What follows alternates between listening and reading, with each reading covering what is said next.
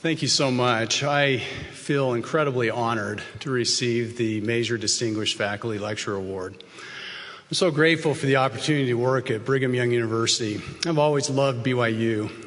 When I was young, I loved watching BYU football, and I loved attending BYU as a student. I consider my employment at BYU and my interactions with the many wonderful students and colleagues to be one of the great blessings of my life. My background and training is in the area of robotics. As a graduate student, I studied robot manipulators and their applications to space and manufacturing. I had the good fortune to come to BYU at roughly the same time as Professor Tim McLean in mechanical engineering. We were both young faculty with similar backgrounds, and we were both trying to figure out how the academic world worked. We immediately struck up a collaboration and a friendship that has now lasted for 22 years. Most of the work that I talk about today was performed in close collaboration with Tim, and I want to gratefully acknowledge his contributions and the significant influence and impact that he has had on my career. In our world today, autonomous vehicles are everywhere. One of the most common examples of is an autonomous vacuum cleaner. Even though they can be frustrating when they don't work, an autonomous vacuum is an amazing piece of technology. It explores your home, detects dirt and obstacles, and recharges itself when it's low on batteries. Another well-known example of an autonomous vehicle is the Mars rover program. The first rover went to Mars in 1997 and remained operational for 3 months. The next rover lasted for almost 7 years and covered almost 5 miles. There are currently 2 operational rovers on Mars that have been there for many years and that primarily operate autonomously and are capable of analyzing the environment using a variety of sensors and then broadcasting those readings to Earth. Another example of an autonomous vehicle is a self-driving Uber. Prior to the recent accident in Tempe, Arizona, you could order a self-driving Uber where the car is acting completely autonomously, with the driver sitting in the front seat for safety reasons, but not operating the car in any way. In the video, you see a LiDAR system on top of the car. You can see the system is actually reconstructing the environment, will stop for obstacles, and is driving the vehicle autonomously. As you know, the military has been operating drones for some time. The Predator drone is an unmanned but remotely piloted vehicle that's remotely piloted by operators who may be halfway around the world. At the other end of the spectrum, you can go to Walmart and purchase a drone with a camera for less than $100, or you can buy one off the internet for less than $50. There's actually some pretty sophisticated technology that's on these drones that they use sensors to stabilize the platform so that operators with very little experience can fly the vehicle. For more money, you can purchase a commercial drone with very sophisticated autonomy features. The drone that's shown here in the video enables the operator to think of this drone as a flying camera. It will actually avoid obstacles in the environment, automatically follow a specified target, and return to a launch point if you get lost. You can even fly it with as if it were a virtual reality machine, which is pretty amazing.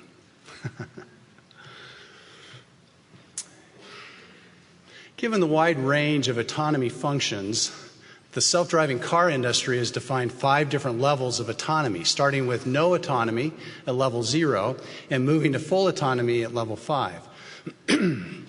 For example, a radio-controlled aircraft where the pilot maneuvers levers on his transmitter to directly move flaps on the aircraft is an example of no autonomy or level 0. The Predator drone, or the Tiny Whoop drone, where the computer stabilizes the platform, but the pilot directs and otherwise flies the aircraft, is an example of level 1 autonomy. The DJI Mavic that I showed in the previous video, where the pilot gives high-level commands like follow me or fly home, and where the computer then flies the aircraft, is an example of level 2 autonomy. A self-driving Uber, where the driver remains in the car but only takes over when necessary, is an example of level 3 autonomy. The Mars rover, where the operator gives very high-level commands, but where the robot otherwise operates autonomously, is an example of level 4 autonomy. Finally, the robotic vacuum, which in principle can operate without human intervention, is an example of level 5 autonomy. These definitions define the goals and the objectives of the self-driving car and self-flying car industries. There's no question that we are in the middle of a revolution in autonomous vehicles and autonomous machines and intelligent machines in general. But why is this happening right now? In the mid-1990s, when I started working at BYU, there were 4 technologies that had recently been introduced to the commercial market that would have significant influence on robotics and that would enable the current boom in autonomous and intelligent systems. The first of these technologies is the Global Positioning System, or GPS. The GPS system was developed during the 1970s, primarily for the military. The first commercially available GPS receiver appeared on the market in 1989. The full constellation of 27 GPS satellites became fully operational in 1993, and selective availability, which artificially degraded the quality of GPS, was discontinued in 2000. GPS is an essential technology for autonomous systems since it allows vehicles to know where they are on the Earth and to plan and execute maneuvers relative to their location. The second enabling technology was the development of MEMS, gyros, and accelerometers. A gyroscope is a sensor that measures angular velocity, and an accelerometer is a sensor that measures acceleration. Gyroscopes and accelerometers are necessary to enable stable autonomous flight of traditional fixed-wing aircraft, helicopters, missiles, and satellites. Gyroscopes and accelerometers were developed and have been widely used in the aerospace systems since before World War II. However, traditional gyroscopes and accelerometers are designed using mechanical parts that, while highly accurate, are heavy and very expensive. For example, high-end accelerometers and gyroscopes cost tens of thousands of dollars, and high-end accelerometers and gyroscopes used on intercontinental ballistic missiles can cost hundreds of thousands of dollars and may weigh many pounds. MEMS stands for Micro Electrical Mechanical Systems and is the technology that allows small moving parts to be embedded in electronic chips.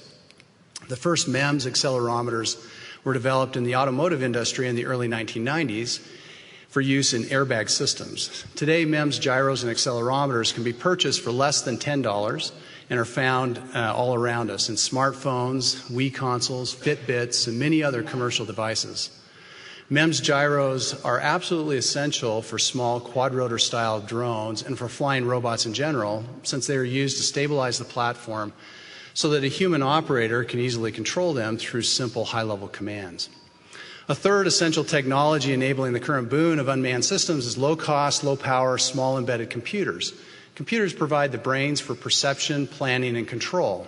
The first microcontroller was produced by Texas Instruments and appeared on the market in the 1970s.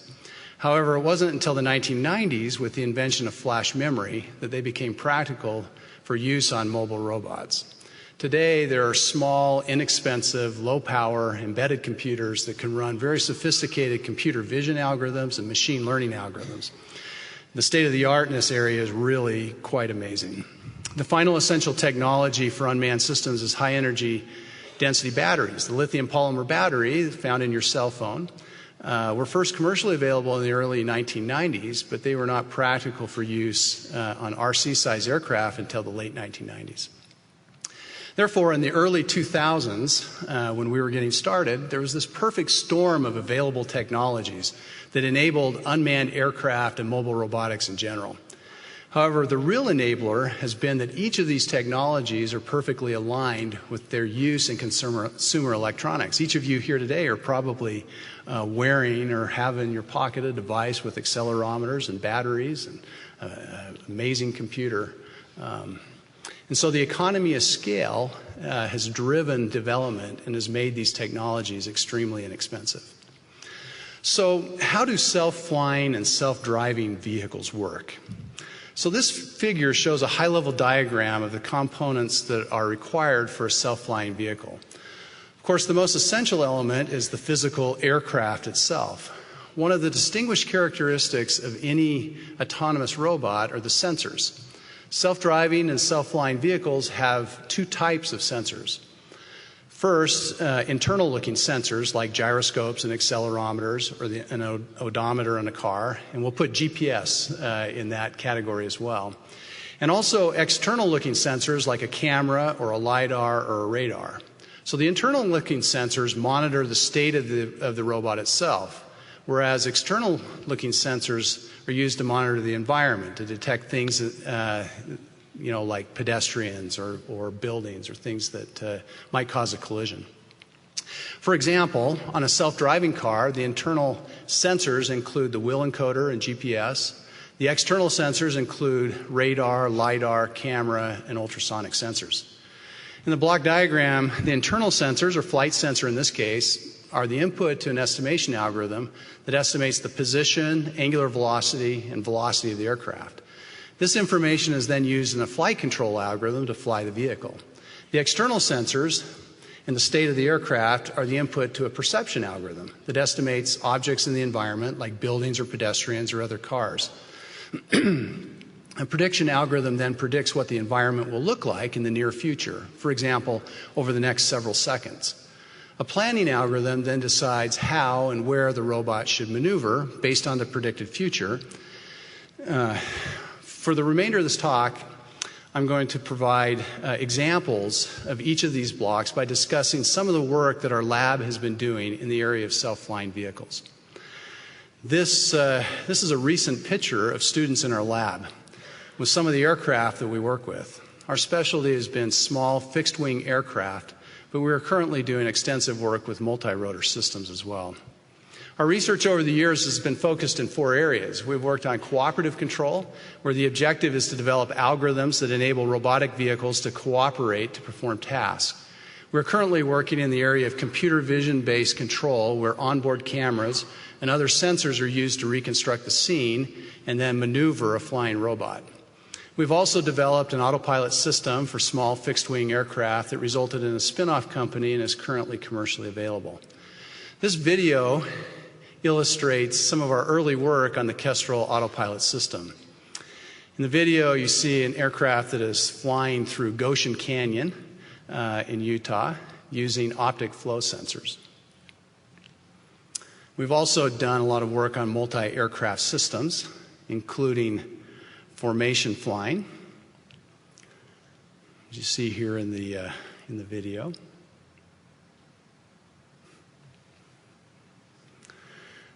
This next clip shows one of our only recorded mid-air collisions with a successful recovery.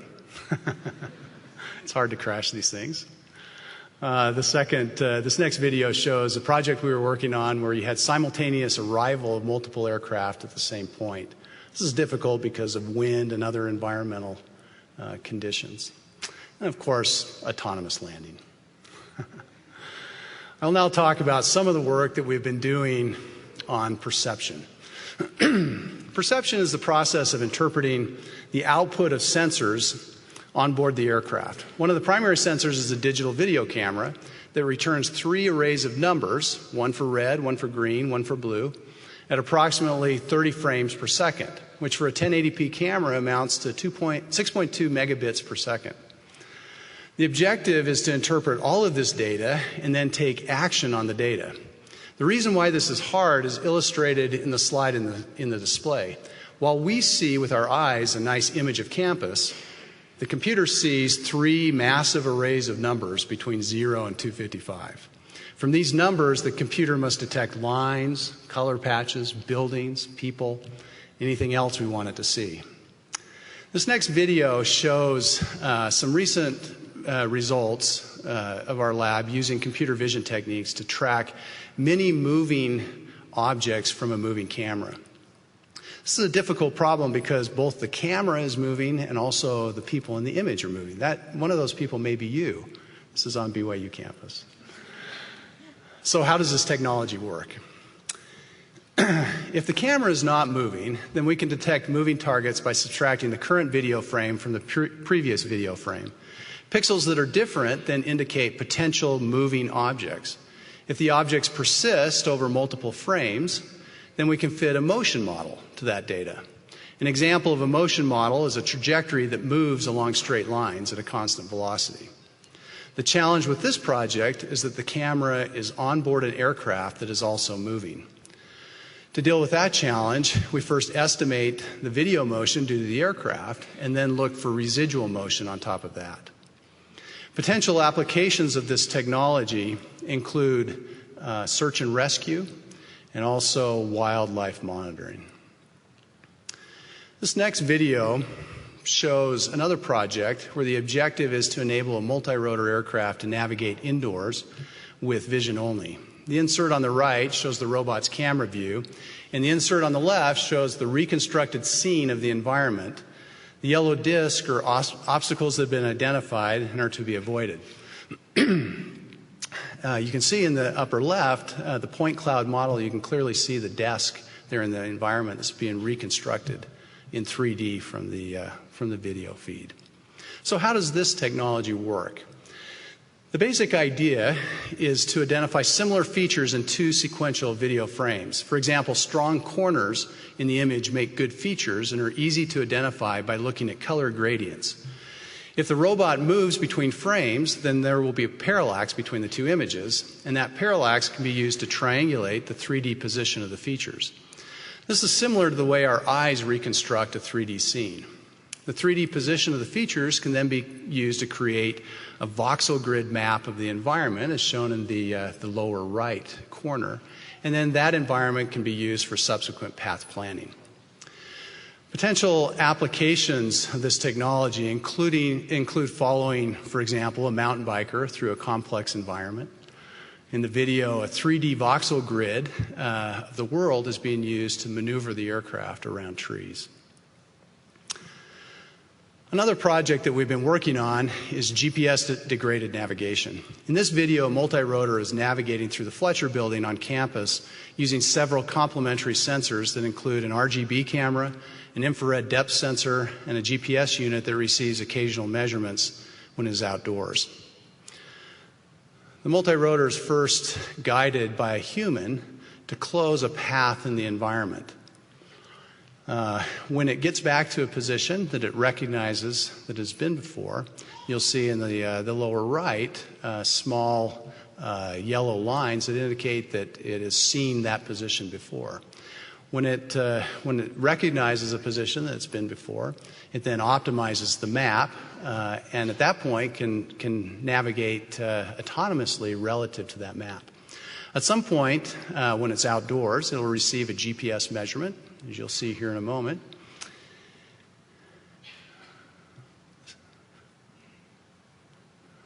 As soon as that GPS measurement is received, then the robot can localize itself in the world. It knows it's on BYU campus, for example.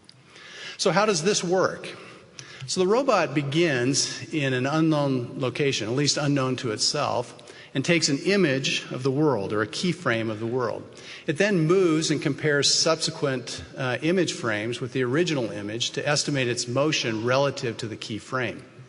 It continues this process until most of the original features in the original image go outside of the field of view. The robot then establishes a new keyframe, and the process continues until the robot recognizes that it has returned to a previous location, which we call a loop closure. The motion around the loop is then optimized to resolve discrepancies caused by noise in the sensors to produce a consistent estimate of its motion. There are many potential applications of this technology, but some include bridge and other infrastructure monitoring where GPS signals are intermittent or non-existent. I will now talk briefly about prediction and planning. This video illustrates a project we had several years ago where the objective was to use onboard computer vision to land an aircraft in the back of Dr. McLean's truck. The computer vision algorithm is looking for the biggest red object. Of course, sometimes things don't always work out so well, and when it's looking for the big red object, it hits the tailgate. We were just glad it didn't hit the stop sign in the background. So how does this technology work? So the basic insight comes from ship navigation and missile guidance. The aircraft will be on a collision course with the truck if the truck remains stationary in the image plane of a forward-looking camera. Ship navigators use this idea to navigate relative to lighthouses. Therefore, the aircraft is maneuvered in a way so that the truck, or the largest red object, remains stationary in the image plane. Again, there are many applications of this technology, but some include Drone package delivery, we're all waiting for that on campus, right? And military convoy support. Another area of research in our lab is path planning and collision avoidance. This video shows a simulation of a fixed-wing aircraft flying through a cluttered urban environment using computer vision to avoid obstacles. So how does this work? Consecutive video frames are processed to create a depth map, as shown in the lower left of the video. The depth map is then processed to segment distinct objects in the environment, creating a low-resolution, robot-centric 3D map of the world, as shown in the upper right. And then a path planning algorithm is used to create a trajectory through the world that will avoid obstacles, as shown in the lower right. So I've mentioned path planning a few times. How does path planning work? Path planning has been an active area of research in the robotics community for the past 40 years. There are many approaches to this problem. I'm going to describe one simple algorithm that's easy enough for me to explain to you, and that is computationally simple and has been successfully used in many different robotic applications. The technique is called the rapidly exploring random tree algorithm. The algorithm is initialized with a start and a goal location, in addition to the location of a number of obstacles. The algorithm then randomly picks a point P in the environment and extends a path from the start location in the direction of P. Another random point is then generated, and the search tree is extended towards P from the closest point on the existing tree. If, in this process, a collision is detected, then the point is simply discarded and a new point is randomly selected. The process continues until the tree can be connected to the goal location. The RRT path planning algorithm, although very simple, has been successfully utilized in a variety of different applications, including unmanned aircraft, self-flying cars, driving on slick roads, robot manufacturing, and even solving those little games that you get for Christmas that drive you crazy. Where is all of this technology going? So, currently there are major advances happening in two related areas: autonomous aircraft systems and self-driving car technology. In the future, these technology thrusts will converge and will result in the next revolution of self-flying cars. In case you think this sounds like science fiction, I want to show two promotional videos from Kitty Hawk, a small company in the Bay Area that employs former members of our lab. This video shows a prototype of a self-flying taxi that is scheduled to begin operation in Australia in 2021. So in the video, this aircraft is flying completely autonomously.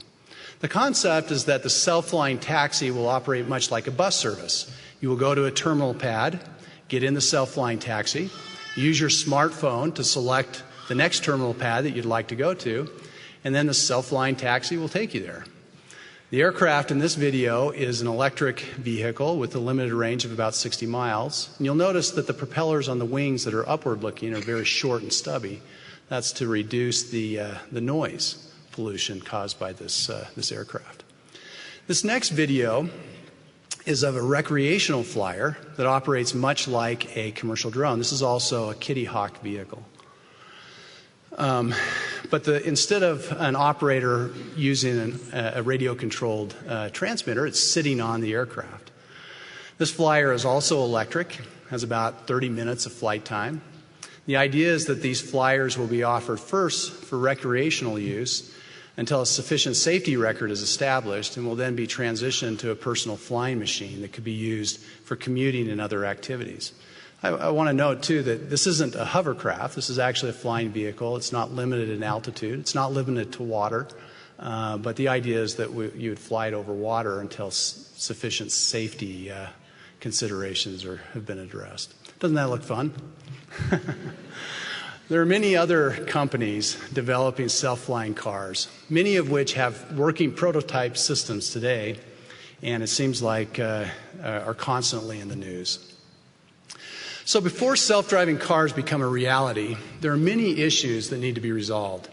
For example, legal issues. Who is responsible when there is a serious accident? Is it the passenger or the owner of the vehicle? Is it the manufacturer or the software engineer?